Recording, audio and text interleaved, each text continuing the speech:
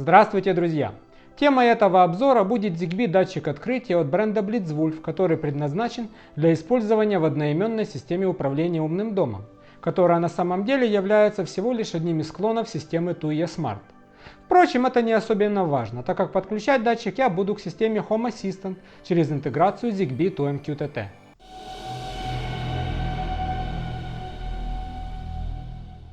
Модель BV-IS2, протокол ZigBee, дистанция сработки с датчика 20 мм. Питание — встроенный аккумулятор на 500 мАч. Порт для зарядки microUSB. У гаджетов умного дома Blitzwolf стереотипный дизайн коробок. Белый фон с крупными черными символами, указывающие модель. Название бренда белым шрифтом на зеленом фоне. Упаковано все хорошо, по коробке не болтается. Устройство удерживается при помощи картонной вставки и хорошо переживает превратности долгой дороги. В комплекте датчик, который состоит из двух частей.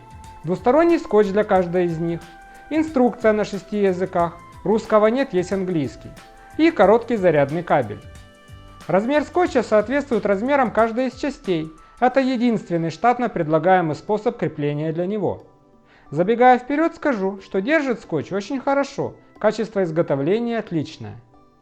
Корпус датчика выполнен из белого пластика, имеет прямоугольную форму с закругленными краями. На фронтальной части имеется отверстие, в которое выведен красный светодиод активности.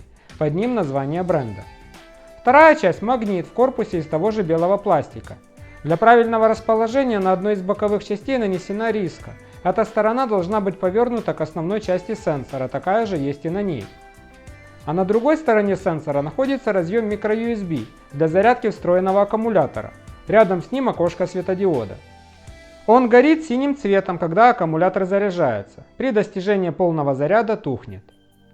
Магнитная часть датчика крепится к поверхности стационарно. Основная часть имеет быстросъемную платформу, и на скотч крепится только она. С платформой датчик соединяется при помощи 6 пластиковых крючков. Держится надежно, можно ставить и на бок, и вверх ногами. На задней части сенсора, кроме дублирования основных параметров, находится переключатель питания. Датчик можно физически включать и выключать. Кроме этого, тут же есть кнопка Reset, необходимая для сброса и сопряжения устройства. В качестве сравнения, рядом с аналогичным датчиком от Xiaomi. Герой обзора намного больше. Его длина достигает 7 см, а ширина более 3 см. На магнит реагирует довольно далеко, примерно с 2 см. В таком положении, как на этом слайде, он будет в состоянии закрыто. Для подключения к Home Assistant я использую интеграцию ZigBee to MQTT и стик CC2538. Переводим ее в режим подключения новых устройств, включаем сенсор и удерживаем кнопку сброса, пока красный светодиод не начнет быстро моргать. После этого он появится в списке устройств. По умолчанию имеет 3 сущности. Интеграция автоматически создаст топики сущности в разделе Home Assistant, и устройство появится в интеграции MQTT.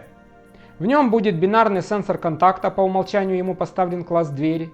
Кроме него сенсоры заряда и качества сигнала. В топике ZigBee to MQTT, который создался для датчика открытия, обнаружилось целых 6 параметров. Кроме тех 3, что перебросились автоматически, еще нашлись 2 бинарных сенсора – Battery Low, Tamper и сенсор напряжения. На что реагирует параметр Tamper, я выяснить не смог. Напряжение мне тоже не особо интересно. А вот создать бинарный сенсор низкого заряда мне показалось полезным. В качестве шаблона я скопировал путь и содержимое топика бинарного сенсора контакт, который автоматически создала интеграция.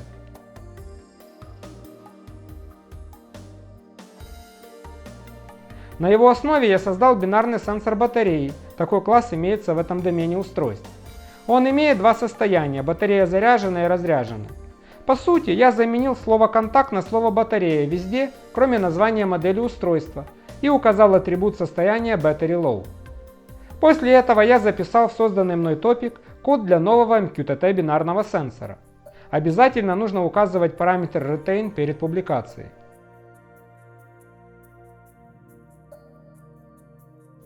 Мгновенно в списке сущностей устройства появился новый бинарный сенсор. Его можно использовать, например, как условие автоматизации для напоминания о необходимости подзарядки датчика. После этого я обратил внимание на один нюанс. У сенсора контакт, который послужил мне шаблоном, значения включить и выключить инвертированы, то есть сенсор включен при значении ложь, а выключен при значении правда. А для корректной работы сенсора заряда их нужно поставить наоборот, включен при значении «правда».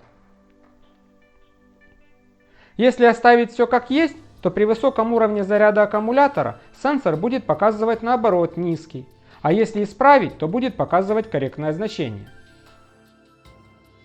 Кстати, сенсор не обязательно снимать и отключать для зарядки, он может быть заряжен прямо на рабочем месте и при этом будет полностью функционален.